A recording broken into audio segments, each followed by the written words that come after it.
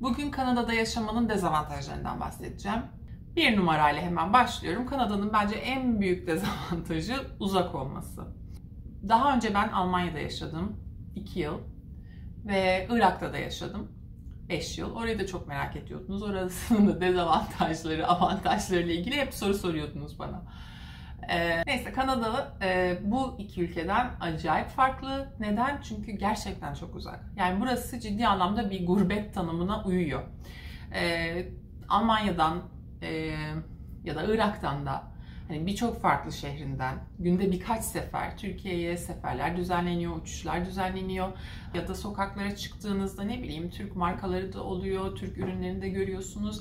Hani her türlü daha fazla bağlantı içinde hissediyorsunuz geldiğiniz yerle ama Kanada'da öyle bir şey yok.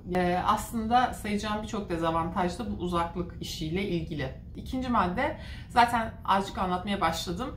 Bu uzak olmasından ötürü uçuşlar çok pahalı Kanada'dan ve çok da fazla seçenek yok. Yani ben Vancouver'da yaşıyorum. Ben buraya geldiğimde direkt sefer yoktu Türkiye'ye. Yani 6 yıl öncesinden bahsediyoruz, 6,5 yıl öncesinden. Sağ olsun Türk Hava Yolları direkt sefer koydu. Artık direkt uçabiliyoruz. Çünkü öncesinde Kanada'dan, yani Vancouver'dan İstanbul'a gitmek isteyince en az 17-18 saati yollarda geçiriyordunuz. Vancouver Havaalanı'ndan baktığınız zaman Avrupa'da 4 şehre uçuş var. Frankfurt, Londra, Paris, Amsterdam. Oralardan birine gidip oradan aktarma yapmak zorundaydınız önceden ya da Amerika'nın içinde, işte Amerika'nın büyük şehirlerinden birine uçup oradan uçacaktınız. Mesafe çok uzun olduğu için hani bir haftalığına 2-3 günlüğüne Türkiye'ye gitmeye değmiyor. Üçüncü dezavantaj da gene bununla ilgili olacak: zaman farkı. Özellikle göçmenseniz, özellikle farklı bir ülkedeyseniz, ne bileyim gün içinde bir sürü şey yaşıyorsunuz. Şöyle bir telefonu alıp sevdiğiniz bir kişiyle bir iki dertleşmek istiyorsunuz belki ya da bir şey oluyor anlatmak istiyorsunuz, fikir almak istiyorsunuz. Bunlar yok. Sabahları şöyle bir 2-3 saatlik bir dilim var. Hani konuşabileceğiniz, işte gün içinde şu oldu, bu oldu diye anlatabileceğiniz, karşı tarafın size anlatabileceği böyle bir zaman dilimi var. Onun dışında yok.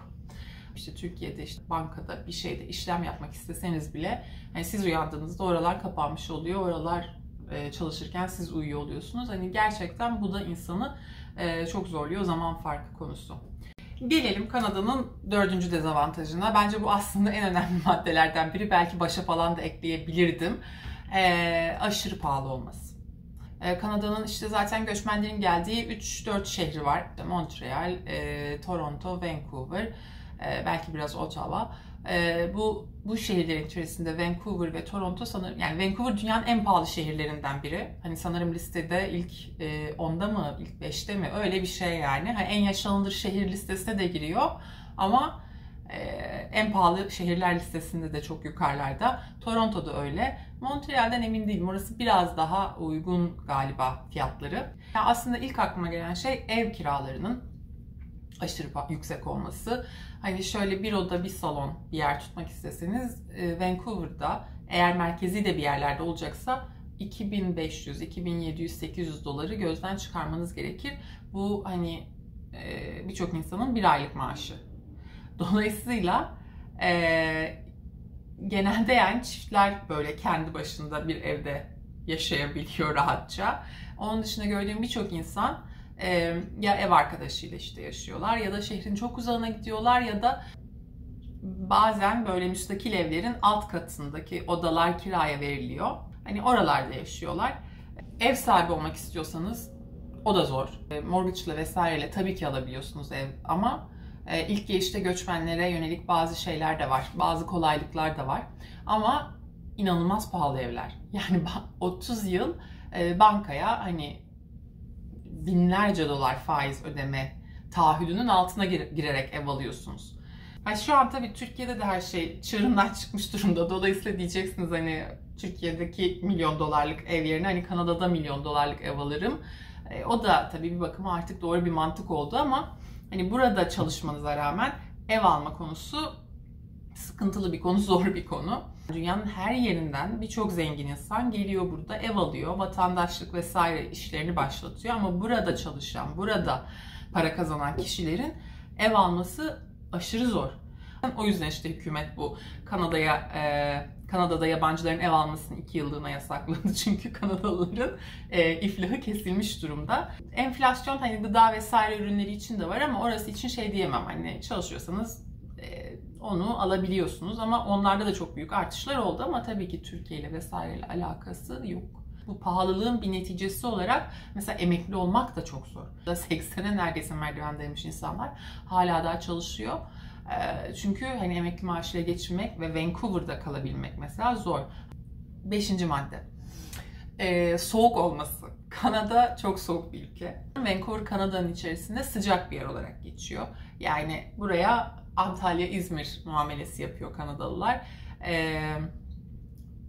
Ama hani burası da gene soğuk oluyor kışları. Yağmur yani şöyle söyleyeyim, Ekim'de başlıyor, Mart'a kadar yani böyle üstümüz başımız yosun tutana kadar üstümüze yağmur yağıyor. Ama Kanada'nın geri kalanı yani böyle bir şey yok, sırf kar altında aylarca. Hani soğuğu sevmiyorsanız, işte kendinizi kar kürerken göremiyorsanız hani Kanada yerine başka bir ülke tercih etmeyi belki düşünebilirsiniz. Ve 6. maddeye geliyorum. Ya 6. madde benim aslında benim kişisel listemdeki en üst sıralarda olan şeylerden biri sağlık sistemi. Bu benim uzmanlık alanım. En iyi bildiğim konulardan biri. Ben saatlerce konuşabilirim ama hani azıcık maddeler halinde özetlemeye çalışacağım. Türkiye'deki gibi deneyimli hekimler, iyi doktorlar yok ya da az sayısı ya da onlara ulaşmak hiç kolay değil. Yani Türkiye'de doktorlarımız gerçekten çok iyi, gerçekten çok bilgililer ya da bizi anlıyorlar, yani bize neyin iyi geldiğini vesaire biliyorlar. Burada aynı şeyi bulamıyorsun. Birçok kez hani doktorun hata yaptı falan, hani ilacımı bilemedi gibi durumları çok oldu. Türkiye'deyken ben sağlık kontrollerinde vesaire hani ben pek bir şeyle ilgilenmiyordum. Yani doktor bakıyor, biliyor zaten, ben hani oraya karışmama gerek yok yani. Şu an burada bu yaklaşımı tamamen bıraktım. Şu an bütün şeyim, yani bütün işte laboratuvar sonuçlarımı, şuyumu buyumu kendim takip etmeye çalışıyorum. Çünkü gözden kaçabilme ihtimali çok yüksek.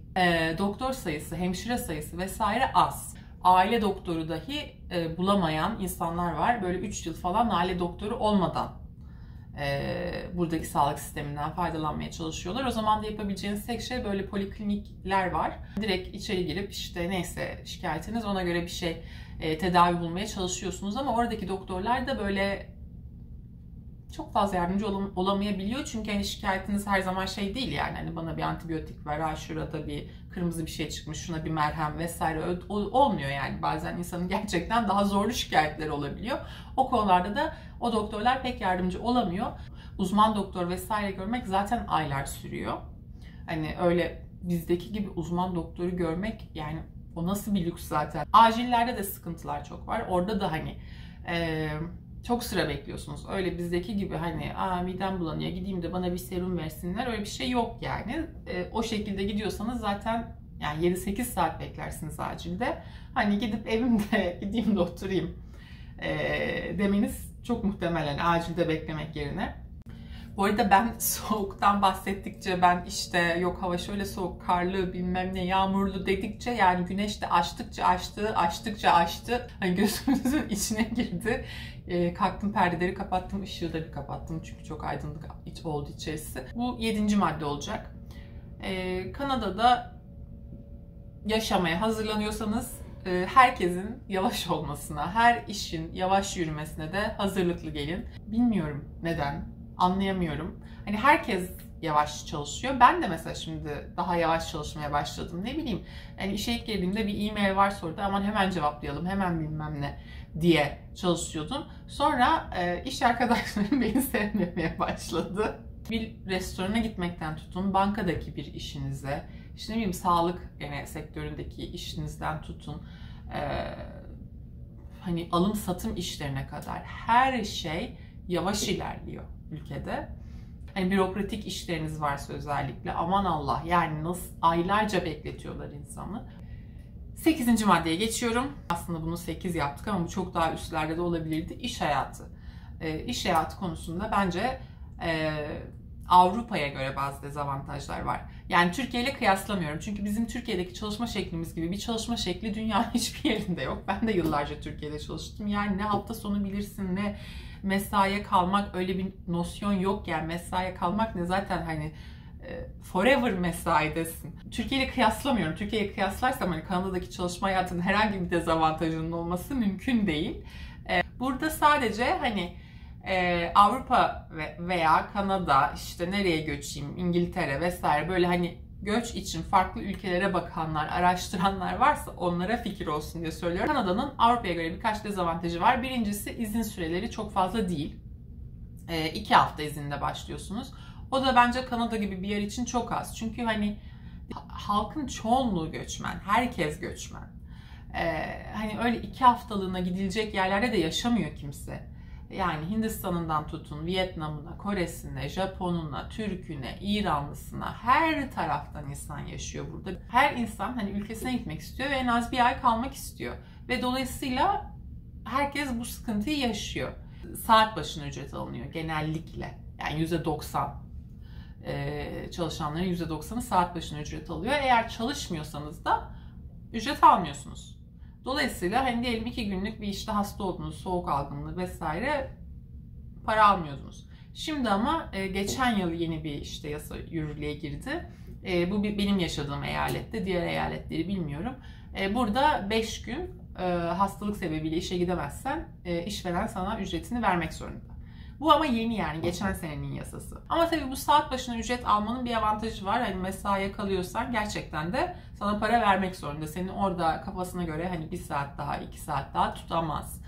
Ama hani şöyle ufak maddeler de var. Hani bu Avrupa'da şeyi ben hep duyarım. Hani çalışma saatleri dışında hani sana öyle mesaj atıp bilmem ne şey yapamazlar. Hani o zamandan alamazlar vesaire. Bu burada yok. Gayet yani WhatsApp grubu da var, şu da var, bu da var. 7/24 iş yerinden mesaj geliyor. Ben anlamıyorum yani. Hani bu şey anlayışı burada yok yani. Hani mesaiden çıktım, şimdi mesai bitti artık bu konuyla ilgili bir şey yapmayacağım.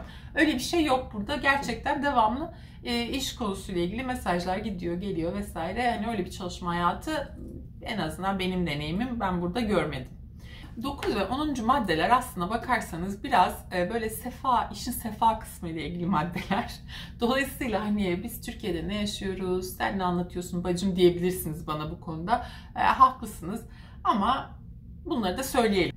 9. madde şu: Avrupa'da yaşarken insan hani şöyle 2 günlüğüne, 3 günlüğüne kısa seyahatler yapıp gerçekten bambaşka kültürler görüp gerçekten çok daha farklı deneyimler edinebiliyor ve bu da ucuz oluyor. Kanada'da bu pek yok. Çünkü Kanada'nın uzaklığı öyle bir uzaklık ki kendi içine bile uzak. Yani Vancouver'dan Toronto'ya gitmek istesen uçakla 5 saat ve pahalı da. İşte dediğim gibi hayat pahalılığı var, şu var, bu var. Hani gidip gelmek zaten zor, Türkiye'yi özlüyorsunuz. Bir fırsatınız olduğunda da hani Türkiye'ye gitmek istiyorsunuz. Dolayısıyla hani pek fazla yeni yer görmüyorsunuz. Kendi etrafınızda işte göllere, şuna buna gidiyorsunuz. Ama hani zaman geçtikten sonra fantastik bazı lokasyonları gezebilmek mümkün. Biraz işte belki birikim sahibi vesaire olunca. Ama kesinlikle hiçbir zaman ucuz seyahat diye bir şey yok. Şimdi 10. maddeye gelelim. 10. maddede aslında bu hafta Twitter'da bununla ilgili birçok tartışma gördüm. Bazı küçük lüksler var böyle Türkiye'deyken yapabildiğimiz iş. Hani bir kuaföre gitmek olsun, işte bir ne bileyim manikürünüze, pedikürünüze rahatça gidebilmek olsun, eve birinin temizliğe gelmesi işte gibi şeyler çok pahalı. Ve dediğim gibi hani bir pahalılık durumu da var zaten Kanada'nın genel olarak. Hani kendi kendinize oturup yapmaya başlıyorsunuz. Gerçi Türkiye'de çok rahat yaptığımız şeyler diyorum ama ben 6 sene öncesini anlatıyorum. Yani şu anda nedir durum hiç bilmiyorum ki çok pahalı olduğunu her şeyim yani biliyorum elbette. Dolayısıyla bu bahsettiğim şey artık Türkiye'de de kalmamış olabilir. Kanada'da yaşamanın kendimce 10 dezavantajını saydım. Dediğim gibi daha sonra 10 avantajı videosunu da çekeceğiz. Eğer kaçırmak istemiyorsanız kanala abone olursanız çok sevinirim. Olursunuz inşallah diyerek videomuzu sonlandırıyorum.